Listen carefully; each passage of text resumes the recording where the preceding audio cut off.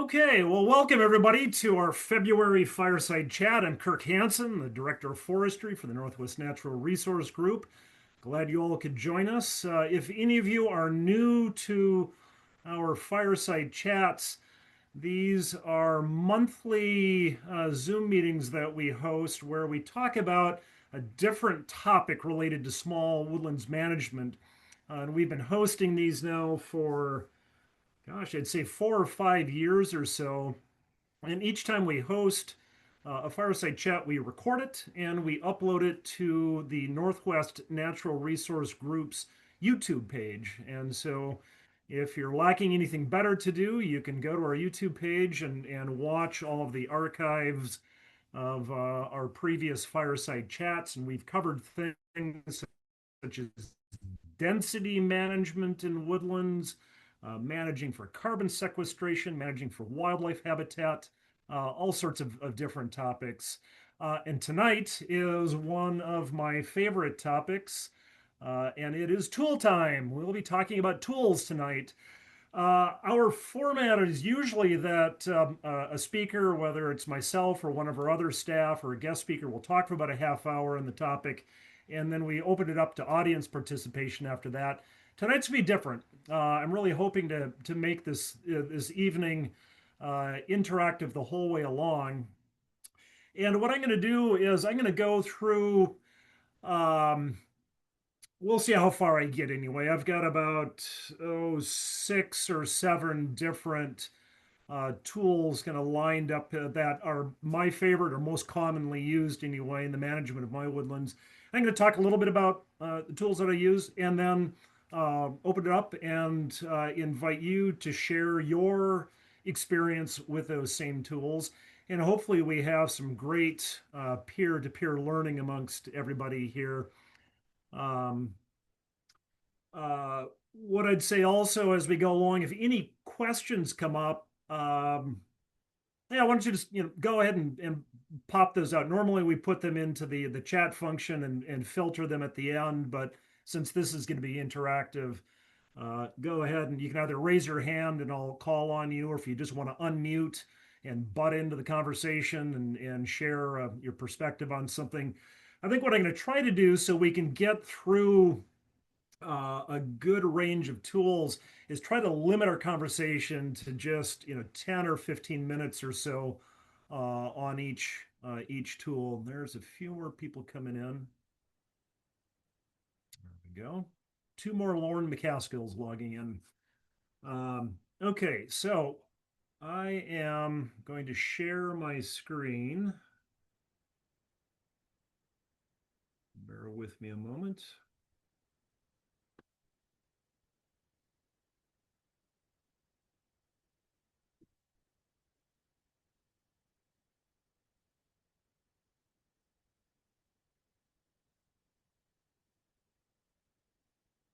Okay. Does everybody have the tool time up on their screens? Is that working? Ah, super. Okay, there we go. Um,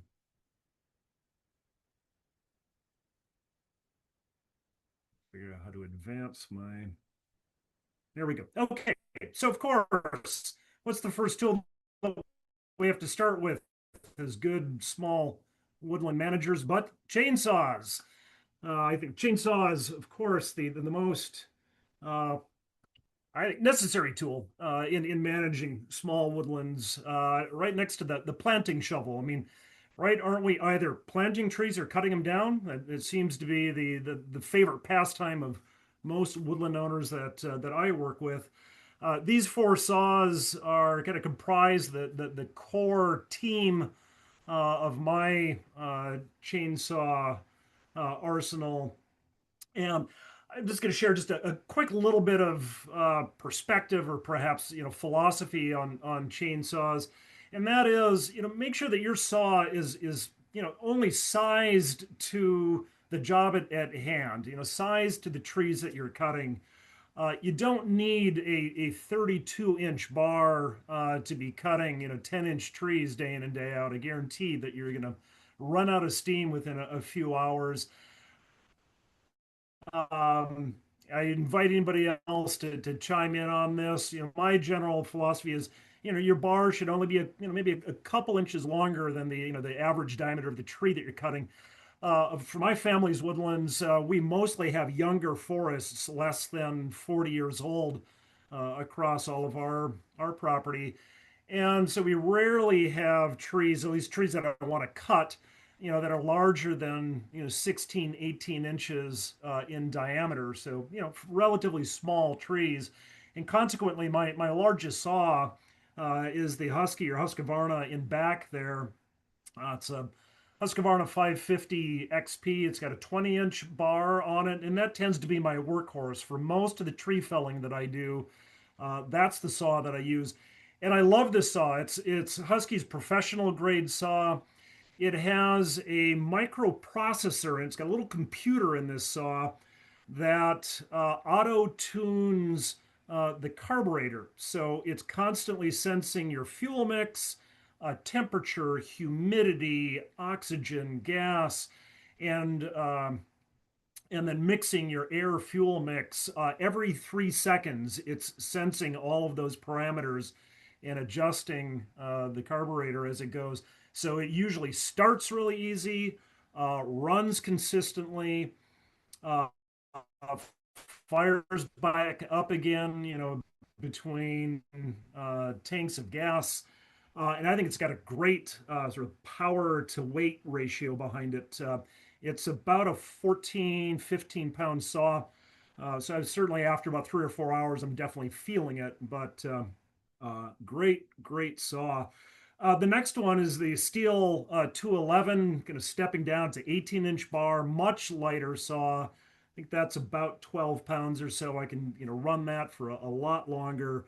That tends to be my backup if anything happens to the Husky. I'll reach for the Steel, and that will still take care of most of the trees on my land that I'm felling. I also have a Steel 170. I call it my little Nerfer. I hardly ever use this saw. It's got a 16-inch bar on it, and it sits more often than not. To be honest, I'm not even sure why I bought it. It's tiny. It's kind of underpowered. Actually, I know why I bought it. I bought it a few years ago.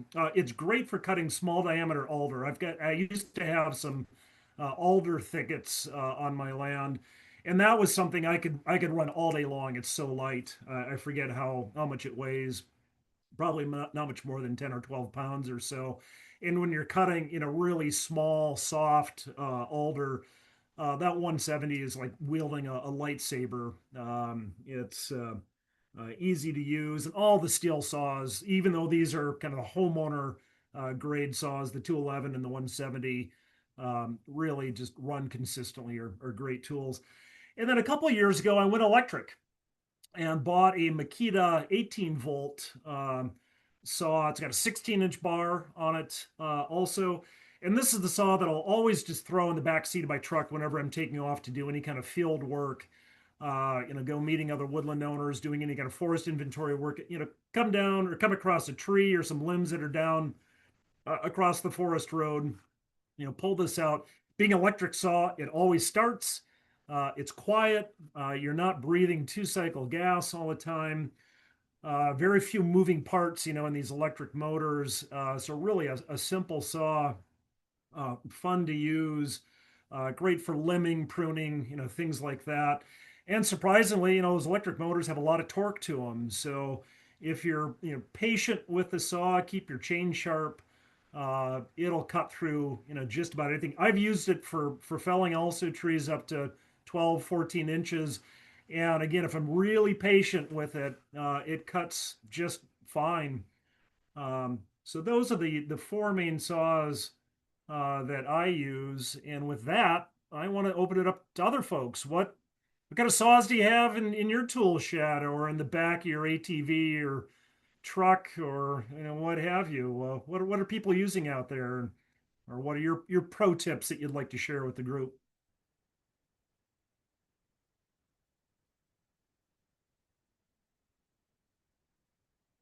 Oh, come on! I can tell Joni is trying to figure out how to turn off her her mute there. Well, it says Lauren McCaskill on my There name. you are.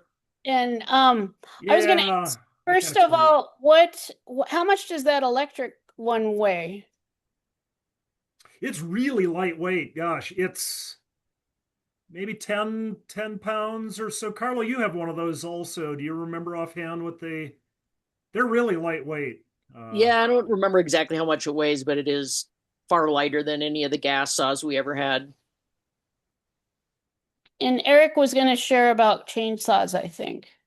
Yeah, Oh, yeah. great. Okay. Well, I've got a bunch of chainsaws. The first chainsaw that I probably used was a gear drive David Bradley that a guy gave us that was super loud, no muffler, and and it was just an antique, but I think it still runs. I think they want to know what you're using. Okay, well we just okay, now for The this one you use the most.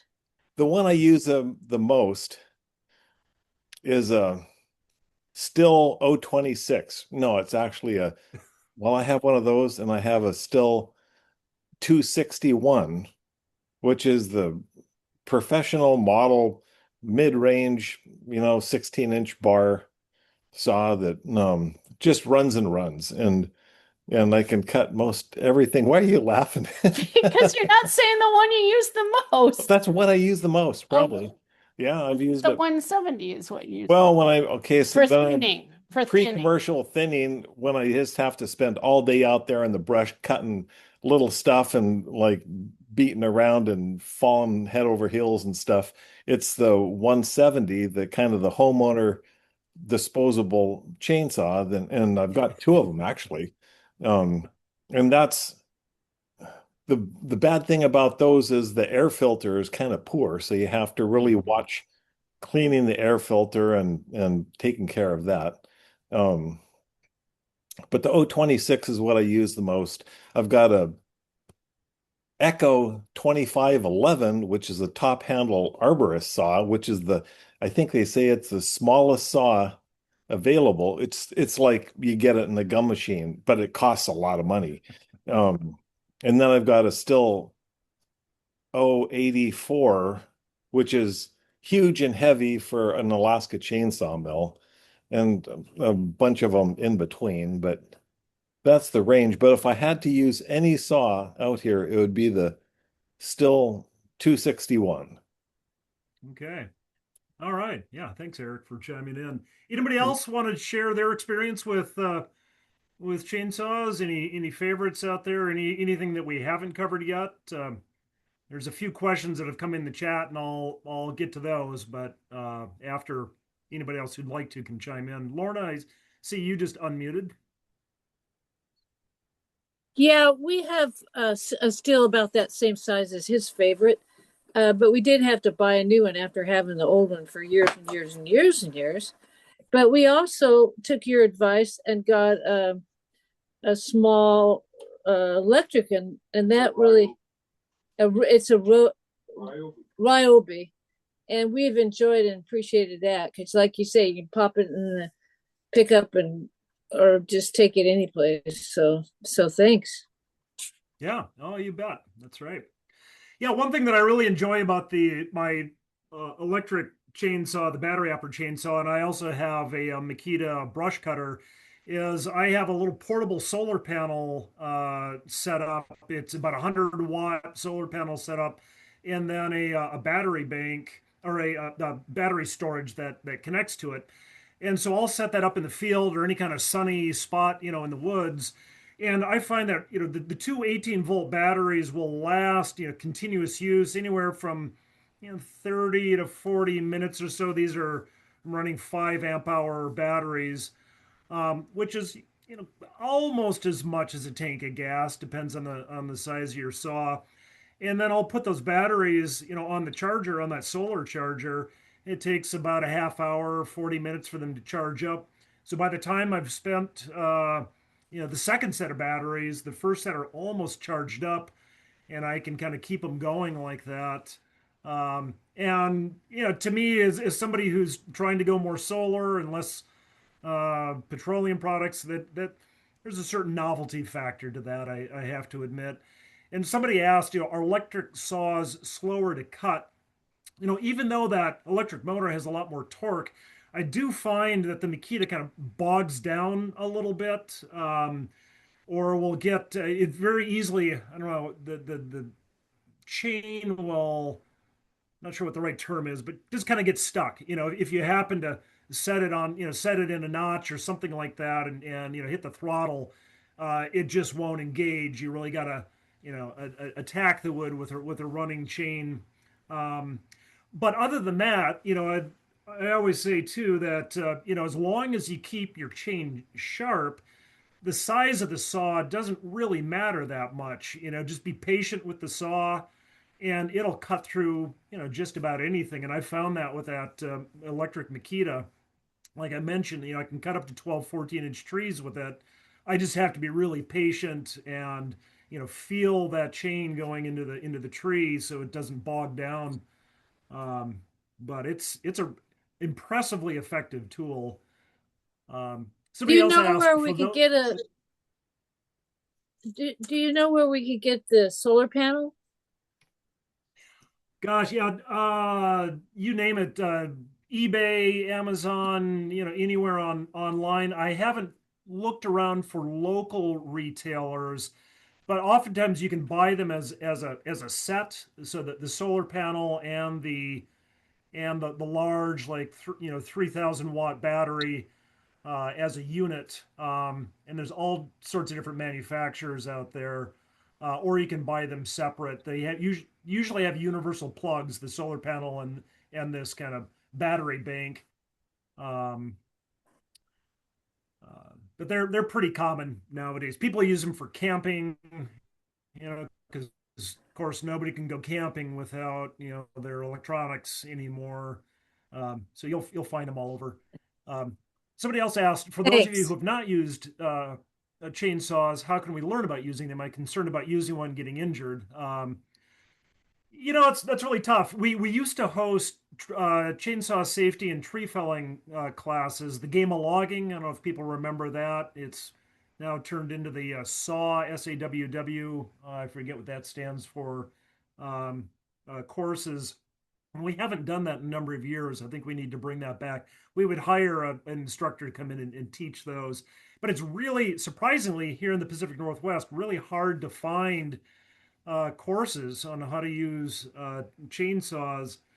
Um, so I don't have a good answer for that. I haven't gone into any of the saw shops to see if anybody there, teaches classes. But I think probably the best thing is just to work with, a friend or somebody else that is proficient at saws, and they'll teach you all their bad habits, and then send you off into the woods.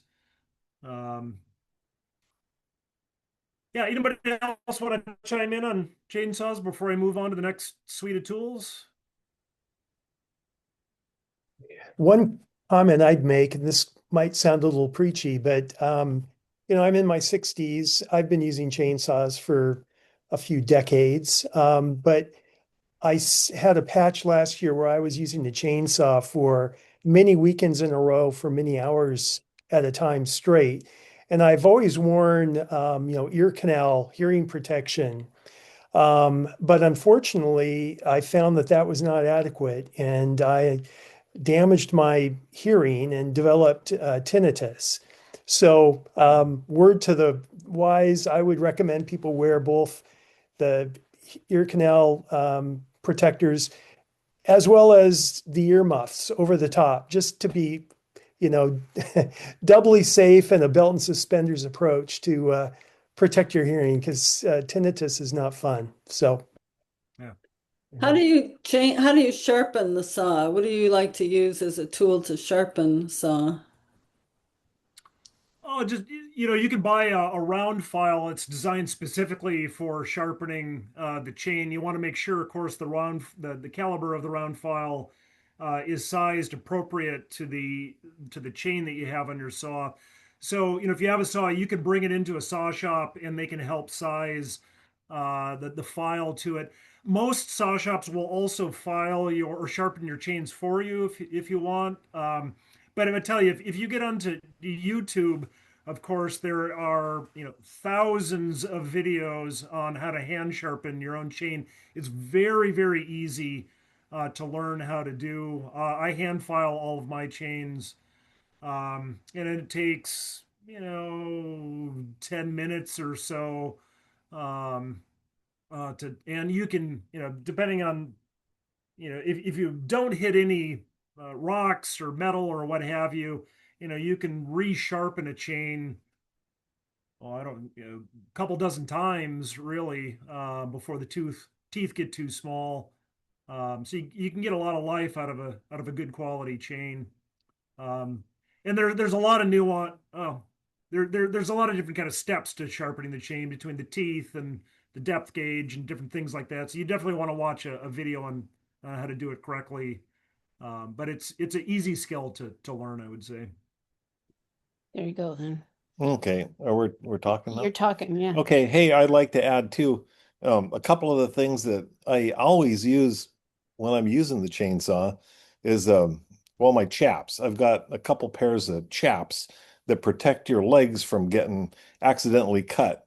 In addition to protecting your legs from getting cut, to keep your pants clean when you're going up against the brush. I mean, it's kind of a nice thing to have a pair of chaps on. They look like chaps that a cowboy would have, only Still sells them and other places sell them.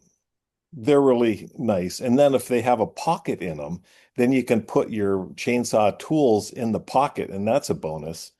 In addition to the chaps, for the hearing protection, I have a pair of outside earmuffs, and they're called Work Tunes. And I got them off Amazon, and they're Bluetooth, and so I can listen to music, I can listen to whatever I want, and they cancel out all the noise of the chainsaws.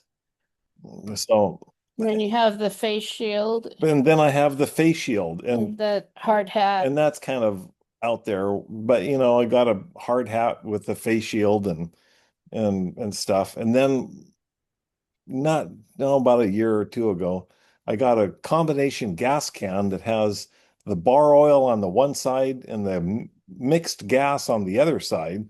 And so you walk out into the woods and you have everything right there.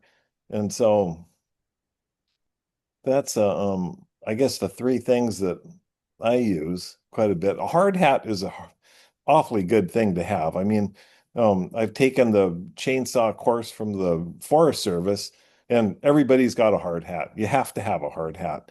And I think now if I was falling trees, I'd feel like I'm doing it in flip-flops or something without a hard hat. You feel very vulnerable if you don't have your hard hat. It's like, where's my hard hat? So I always have the hard hat.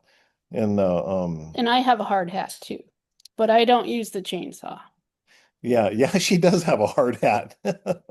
Yeah. Okay, that's it. Yeah, that's it. That's great. No, those are great pro tips there. And absolutely the personal protective equipment is an absolute must. So thanks for adding that. Okay, on to the next suite of tools. Okay, so we like cutting trees down. Well, of course, we also like planting trees as small woodland owners. So let's talk a little bit about shovels.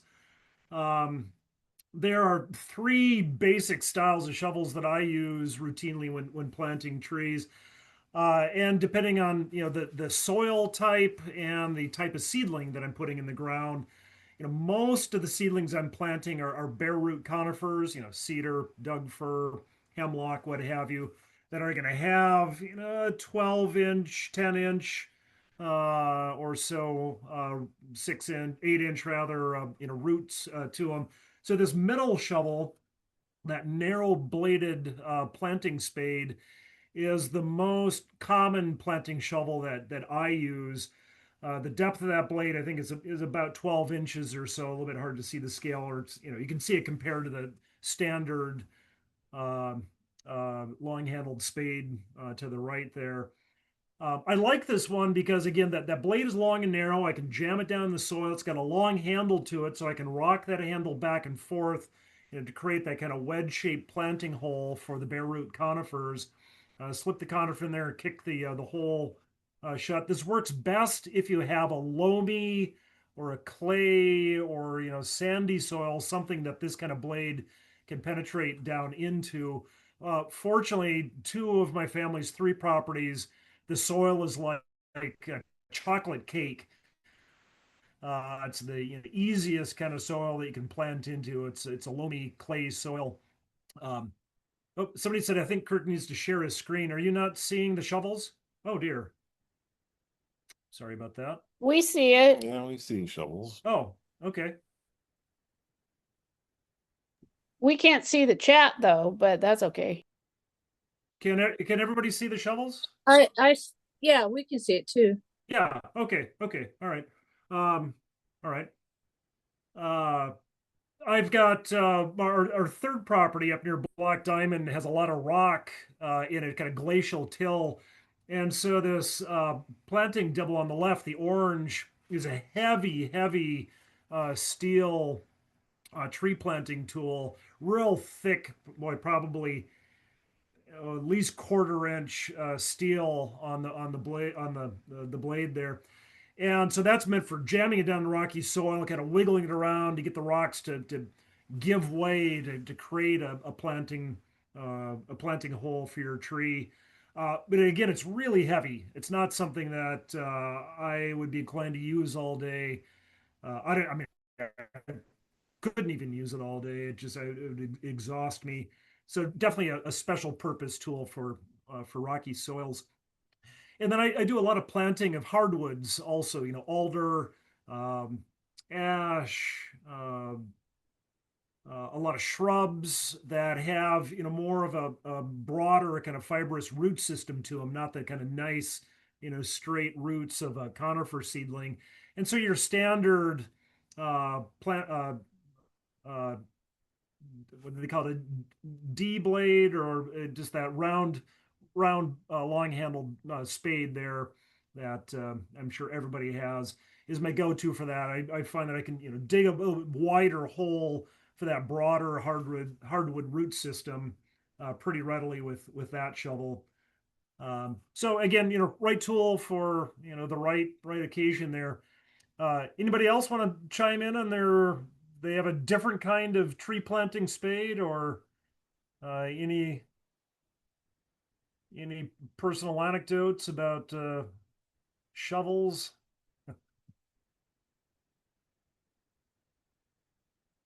And if not, we'll move on.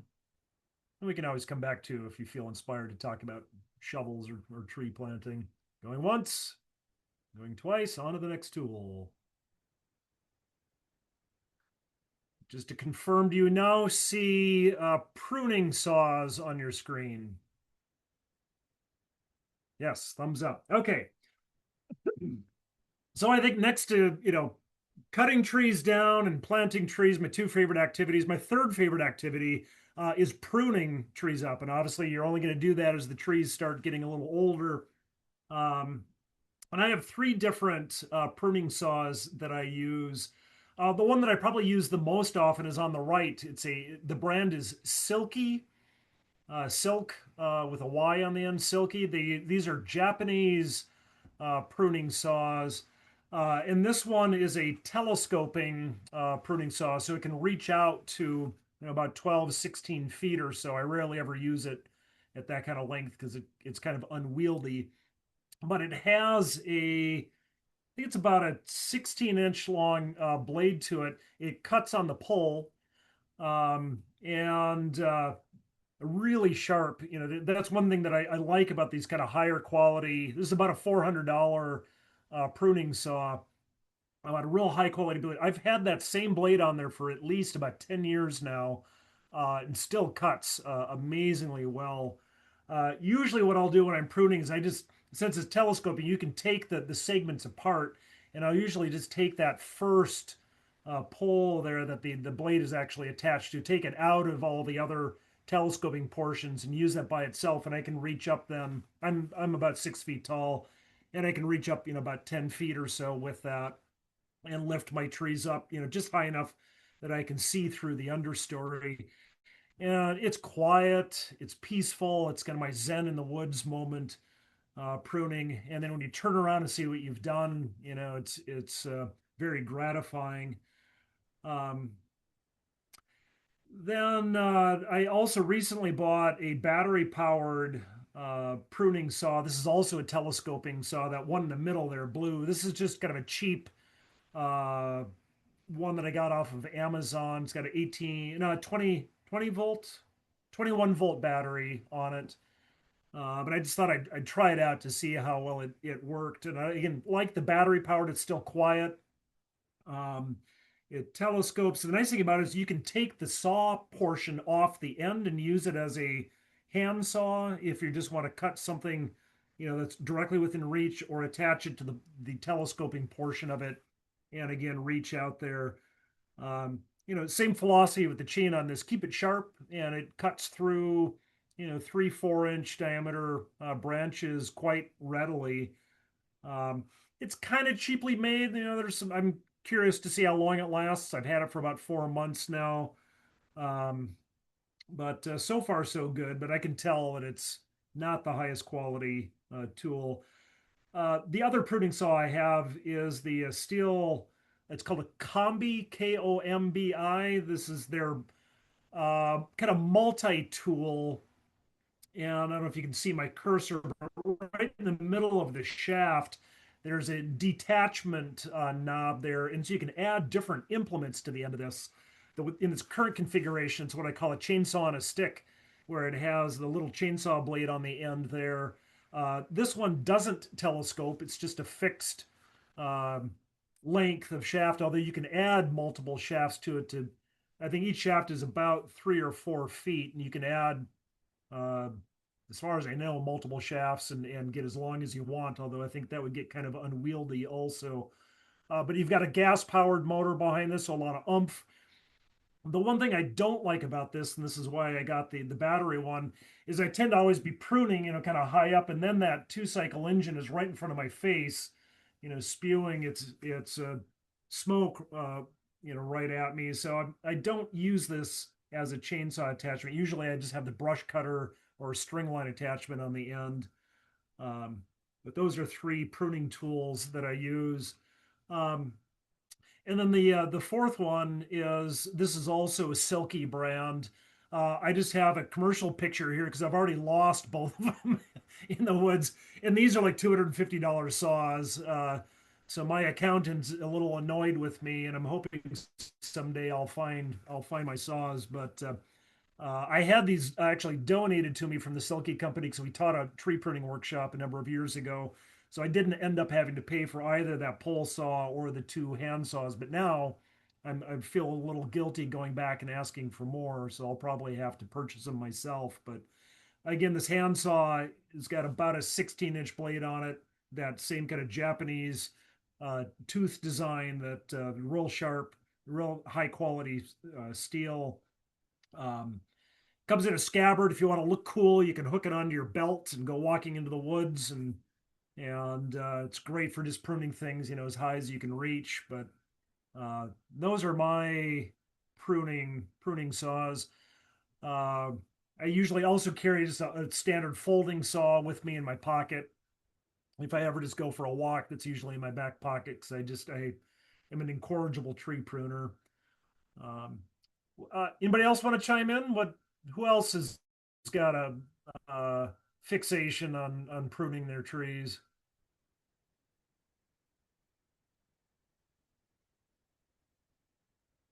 Well, you're going to have a fixation soon if you get any of these and get into tree pruning. It's very addictive, I would say, and again, the aesthetics when you're done are lovely. So,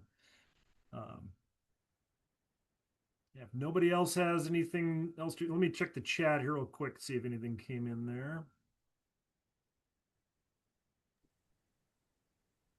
Hey, Kirk. Yeah.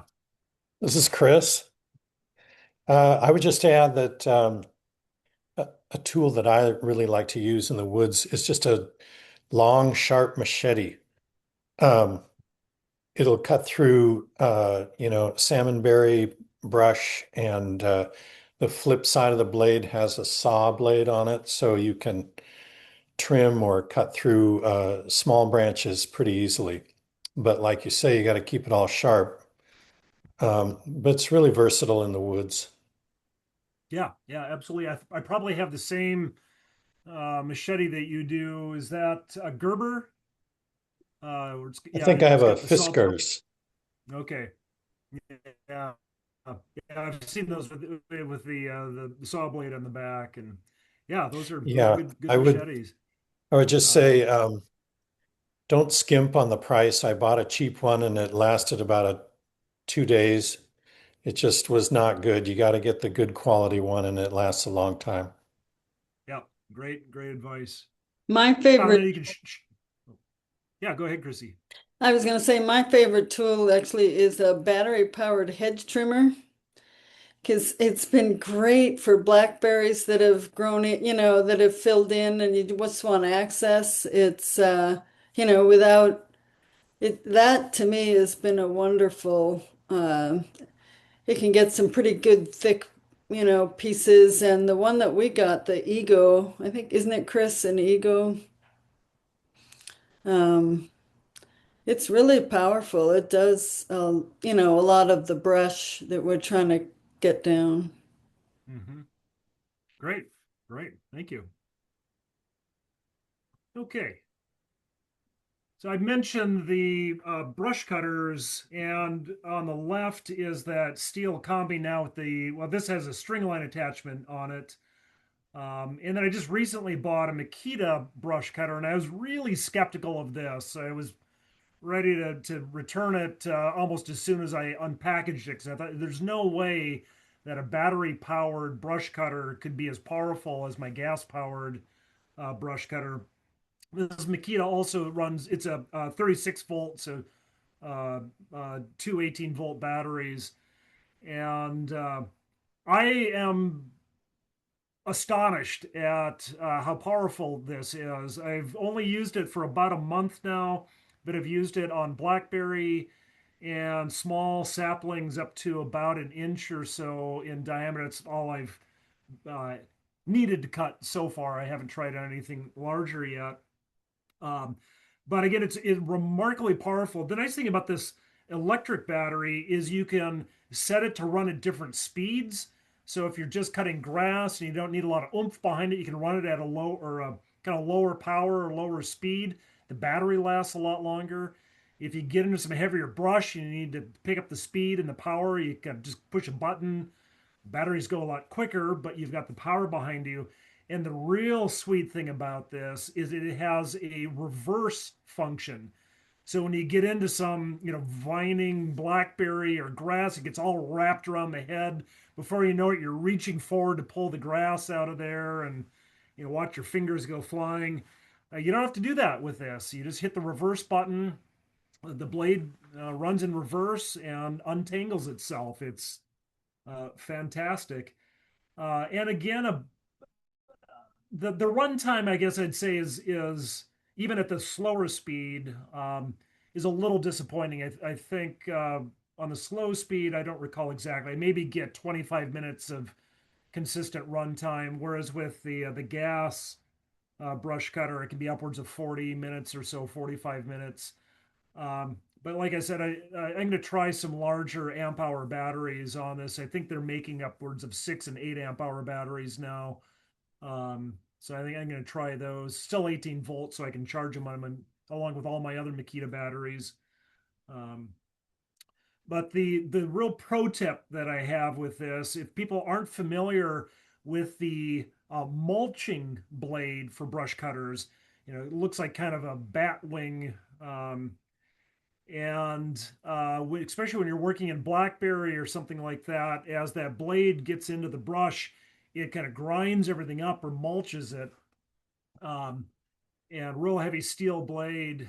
Um, and I've gone from using, the kind of 3-point blades or the saw blades or, whatever, to just almost exclusively using this style of blade because it's so effective at cutting brush, salmon berry, small diameter vine maple, again, Himalayan blackberry, kind of you name it. It's really effective at kind of grinding everything up.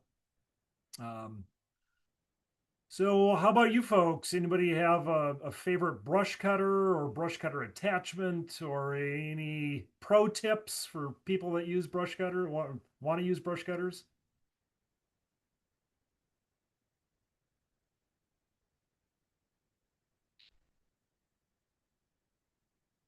Kit, you're still muted yet, but I can't wait to hear what you have to say. That's what happens when I put the cover over the camera. I missed a Teams meeting with, you know, I was sold one of those by the steel store in, is it Lacey? And I went in sure that I wanted what the Great Peninsula Conservancy, the land trust in this area, uses. And there is a four blade a contraption. And the man in the store sold me on the two blade one. He said it would do everything I want to do, but I haven't done it yet. What I wanted to mention, though, was those things with the wonderful pair of handles usually also come with a harness. So you aren't Yes. holding the weight on your shoulders.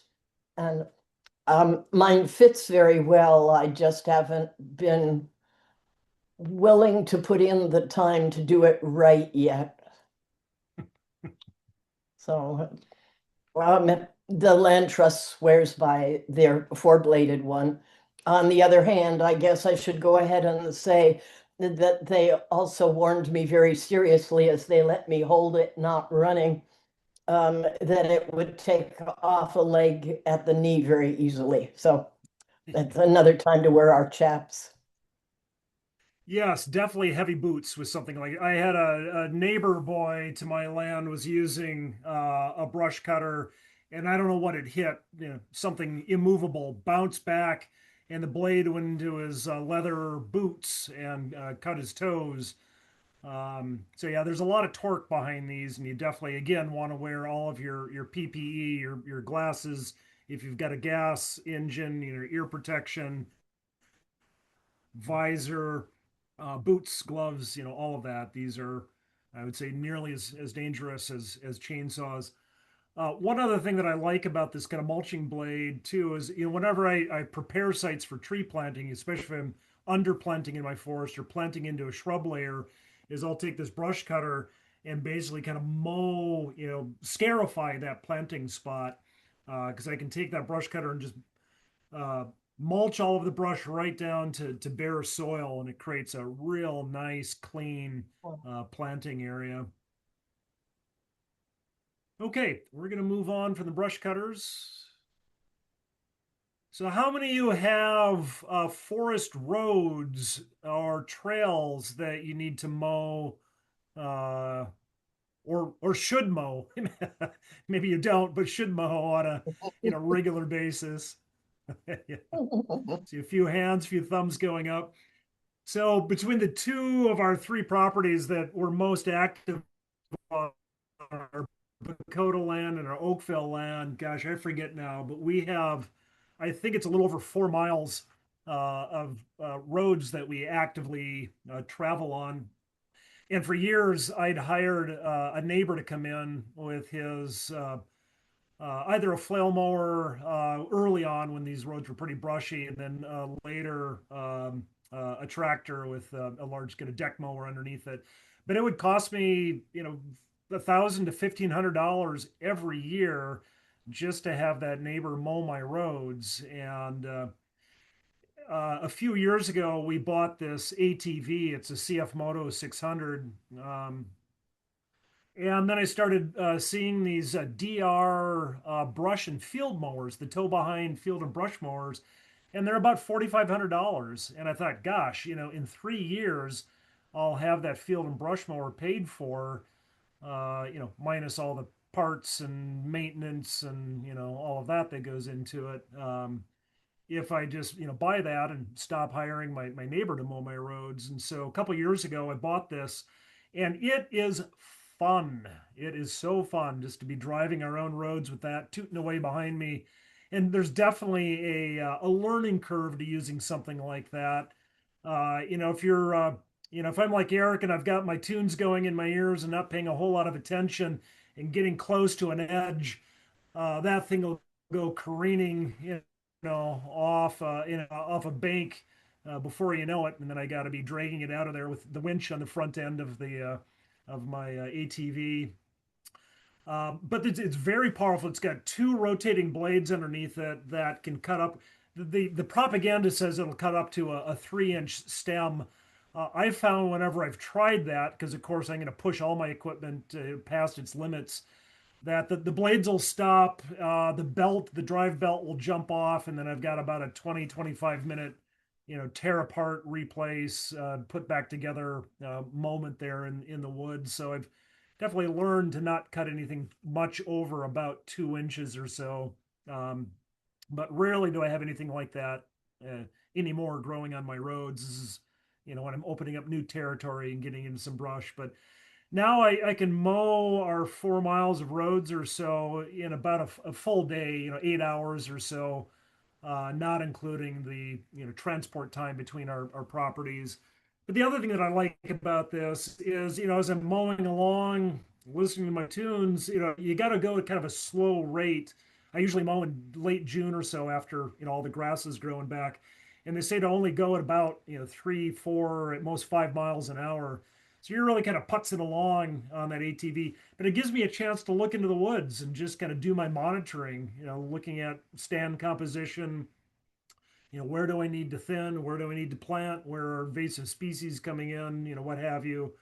So it's kind of a nice, Zen moment also, just to be paying attention to other things in the woods as I'm mowing. So for you folks that have roads and trails that you maintain, what do you use?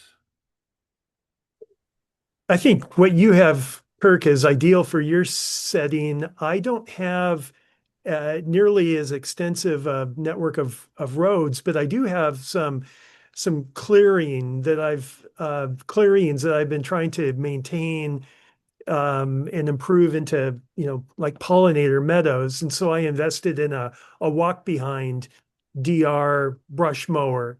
And I don't think it was as expensive as yours, but it's been effective. The one thing that it does enable you to do is to kind of attack the margins of a clearing. And, it's self-powered, which really helps a lot. But, I find that I have to kind of really launch it into the brush that's surrounding the clearing to have any hope of kind of cutting it back, because it does bog down, and then you got to back up and keep doing it. But for that purpose, for trying to extend the margins of a clearing, it's pretty effective, and I think it was worth the investment. Yeah. Could you Does that have describe a that? blade or Sorry, could you describe that tool Yeah. a little bit more? I think if you go to just Google DR mowers, and they sell probably 5 or 6 different models, varying based on the power and the features. I got the lowest level, the least expensive model, and it's been more than adequate for maintaining a 2-acre clearing meadow area. So just look up DR mowers. I think they call it a brush mower, and it's a good company. They stand behind their stuff. I had one wheel that was not perfect, and they just sent me a new wheel, no questions asked. And so I've been very impressed with the company. Is it something you could potentially rent if you didn't, if you just want to test it out, or? You may be able. I've not seen it available at the rental type places that I've been to, but I bet you could rent something like that. I think there's another brand of brush mower, Grasshopper or something like that would probably be comparable. So it's worth looking into to see if you could, because that would probably be a smart thing to do to make sure that it fits your needs before you spend, you know, $2,500. Yeah. Yeah. Thank you. At least around the Tacoma area, I've done it again, have I? No. The conservation districts are into renting various equipment for designed for home farming on a small scale, and it would be worth asking in your area whether they have something comparable. I have the what is it, 22 horsepower version, and it can go a whole lot faster than I can come along behind, and it kind of throws me when I want to turn fairly sharply.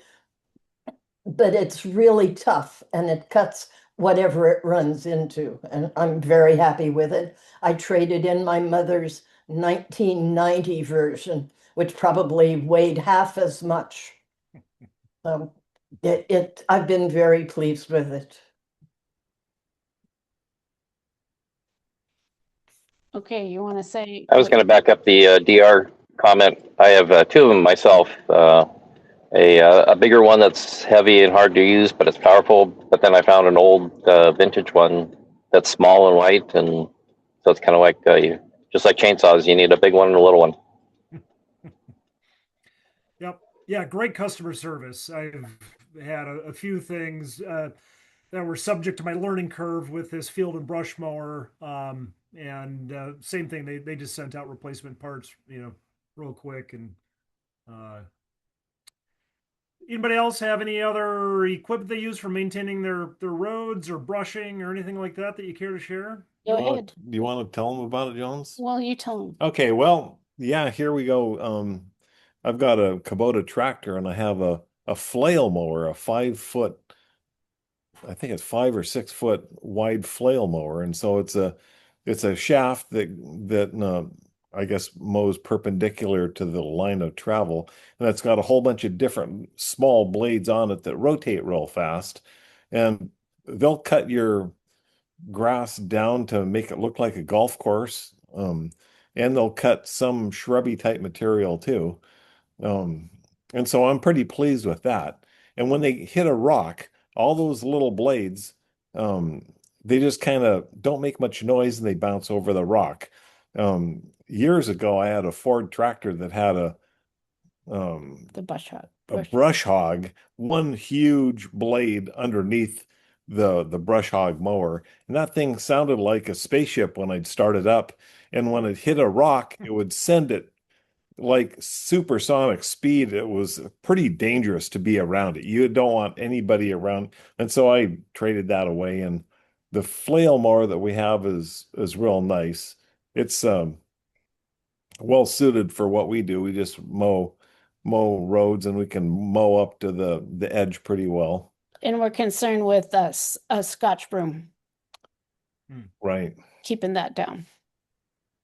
Yeah, I like the flail mowers because they grind everything into a fine mulch. We've used one of those on the end of a mini excavator to do brush clearing before planting, and just parks out an area amazingly well. Sorry, can you describe that a little bit more? Like you put it on the front of what did you say? On the front of a. Let me talk to her about it. Yes, I unmuted. Okay, well, the flail mower that I have on the back of my tractor, it's a Kubota tractor. It's Right. pretty much a full size. I think. Are we still talking? Yeah. Yeah. It's a full size tractor, and it's got it's actually one that you could rent. The local rental yards would have them, and I think, and then on the 3-point hitch, the hitch on the back of it, it's got a power takeoff, or the shaft that comes out that can turn anything you want, cement mixer or whatever, and it turns the flail mower, and it's a very, you don't hardly even hear it, and it just like nothing sprays out. You hit a rock and you just goes on. If you hit a stump and it just kind of travels over it, It's got a roller behind the blades that kind of rolls over the undulations of the ground. Um, it's pretty painless to use it. And I think our local rental yard, they would rent those things. I'm sure they have those. Right. Yeah, they're pretty common to rent. And a lot of people provide that service. Like I mentioned, when we did some brush clearing in our land, in our case, we had a neighbor come over and he's got a mini excavator, one of those small Kubota excavators. And he bought a flow mower for that just specifically to do our projects. I think we had 20 acres or so of brushing that we were going to do before planting. And it was enough. He was charging, I think, 1,000 an acre or 1,200 an acre. So at 20 acres, it enabled him to buy that flail mower attachment for his mini excavator. But you can, if you look on Craigslist, you can probably find people that provide that service. And again, it just really So the cleans up a one, brushy area. yeah, the one you had that you put on the front of the mini excavator, is that also called a flail mower? Yeah, it's the same idea. So it's this Okay. rotating drum that has these teeth that hang off that, or a rotating shaft that has these teeth that hang off it, and the teeth just kind of flop around. So as that shaft rotates, Yeah, these that would teeth be are just perfect. they're flailing, just like my hands are. And like Eric was saying, if they hit something, they just kind of not Switch it breakaways off. and break off, but Yeah. just you know, yeah. All right. Yeah, sorry to monopolize, but that's No, exactly that's what I was looking for. Thank you. yeah, absolutely. My neighbor has a my neighbor has a mini excavator, but I'll have to talk to him about buying that attachment. There you go. Okay, let's see. What do we have next here? So just kind of an assortment of small tools. These are things that I'll carry with me when I'm doing some forest inventory work. Starting to get into a little more forest mensuration. And I've got the machete there and a pruning saw just to clear my or cut my way through the brush. And like I said, if I'm passing any small tree that's got low limbs, I can't pass by without pruning it up. Um, but what some of these tools are here, there's a basal area gauge, and I'm not going to get into how to use all these right now, but this is real handy for measuring basal area, and there's very kind of simple formula for calculating uh, timber volume using basal area and average tree height. And you'll have to message me to get that formula because it's one of our little trade secrets. But real easy tool to use. Uh, Most people, I think, are familiar with this increment borer, where you bore into a tree and take a core out so you can measure tree rings or look at growth patterns, annual growth patterns. I do that a lot, especially in areas where I'm thinning to see if I'm getting the right kind of release on my trees or maintaining good growth. Excuse me, got a diameter tape or logger's tape measures both distance and diameter, but I usually just use that for diameter. And this is the smaller tape, the 50 foot instead of the 100-foot, little lighter weight. And then this is the most expensive tool. This is a laser rangefinder that I use for shooting distance as well as tree height. It kind of replaces a clinometer and a calculator and really speeds up the process of getting tree height. So like I mentioned, between the basal area gauge that measures basal area and then the laser rangefinder to get tree height is a real simple formula for calculating or estimating a timber volume. So those are usually I'll throw in my cruiser's vest and go to a walkabout once a quarter or so and put in some temporary plots to measure trees per acre, volume, look at growth rates, all sorts of things like that. Um, Curious to turn it back to you all too. Are there any other little kind of small hand tools that you carry with you in the woods, or any experience with these tools that folks care to chat about, or any questions about these? Yeah, Chris. Yeah, I've got one. It's really low tech, but it has high benefit, and that is the Pulaski. Uh-huh. Because you got two blades, you can chop, you can dig. When you mentioned planting seedlings earlier with the shovel section. The seedlings that Chrissy and I put in are we don't let them get real high. You know, they're only a couple of years old when we put them in, and a Pulaski will just, that's square blade will give you a nice space to plant it without a lot of work. The old-fashioned tool. That's I'd been like around to- a long time. I'd like Yeah, to Lorna. second that. Yes, I'd like to second that and say that I was introduced when I was the first, well, there was two of us, but the first female firefighters in about, oh, it would have been 1974 or so. But anyway, they also taught, my dad had taught me how to use a chainsaw, but they taught us, you know, in the DNR to do that. But it was really good to use an Adzai hoe and a Pulaski and then the chainsaw. And of course, I like we do a lot of orchard pruning too. So I use just a regular pruning, you know, what's it called, girl? It's just a pruners, you know. Anyway, so yeah, thanks. And that brings back good memories. I have a question. What do people use for drainage ditches? We have a Kubota, but do you have a tool that you like to use to clear? We have growth that keeps coming back in the drainage ditches.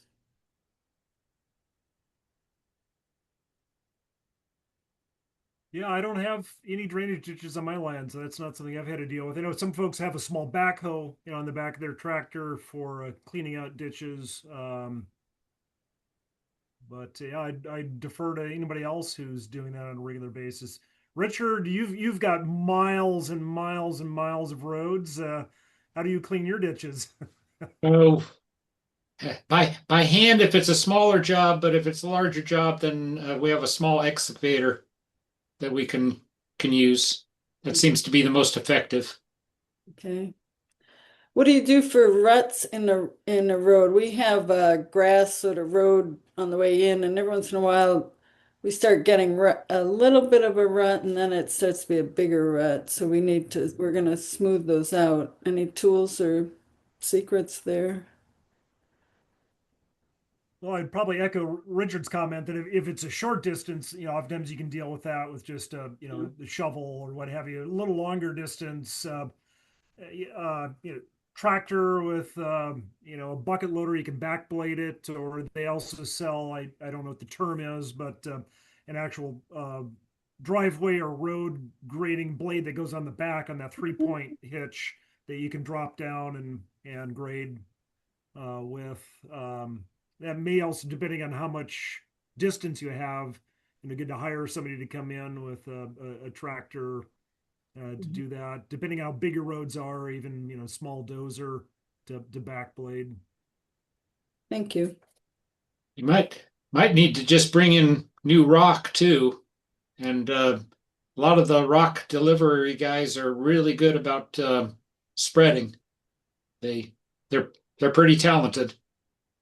Yeah, that's a good point. With Chrissy and I, though, it's the field road that we're talking about is in a hayfield, and they mow the hayfield, so we really can't put any rock in there, or it'll bust up the hay mower.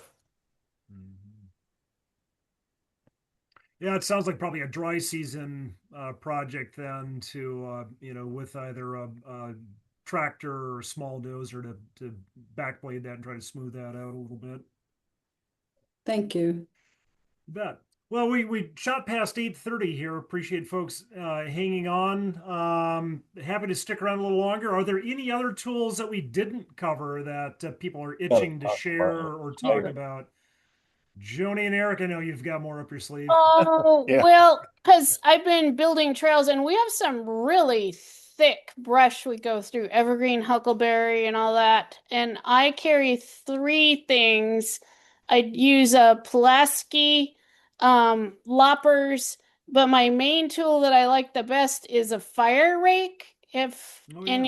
anybody knows what that is, and Eric will sharpen that up really well, and he sharpens the edges too, so I can actually use that to knock dead branches off a tree or clip off salal, and we have salal and Oregon grape too. And the fire rake, if you guys haven't seen them, well, if you look up fire rake, and you could probably get a good picture of them, but they're like a little less than a foot wide on a long handle, and they're triangular teeth, and the teeth are always made from sickle bar mower teeth.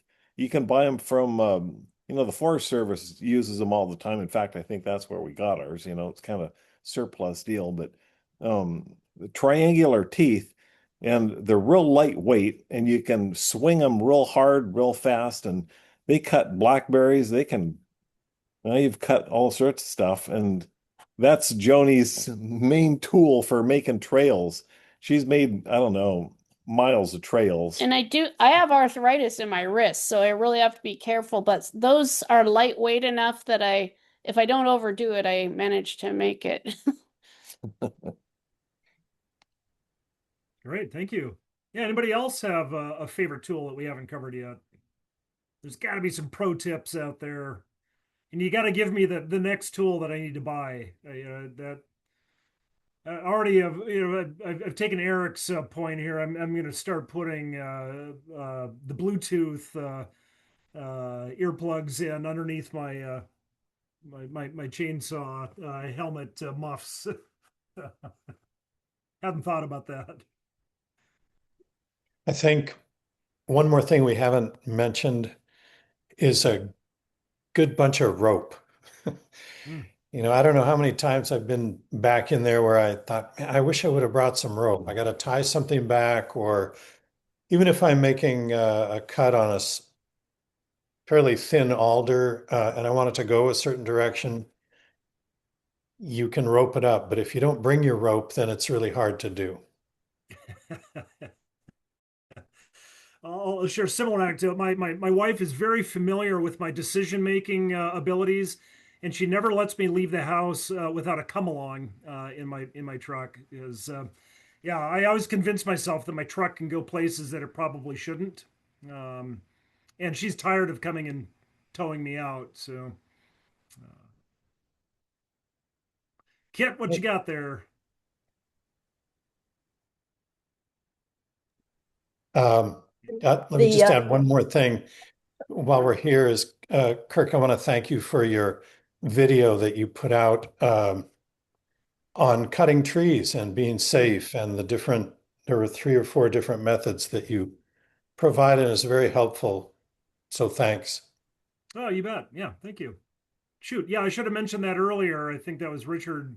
I don't think he's dropped off. I should have mentioned that to him, although that's not something I would send somebody who's never used a chainsaw out to do. But yeah, what Chris is referring to is we just published 3 videos to our YouTube channel on pre-commercial thinning. The first one is on stand assessment, just how to select trees for cutting. The second one is on beginning to fell trees in real dense stands.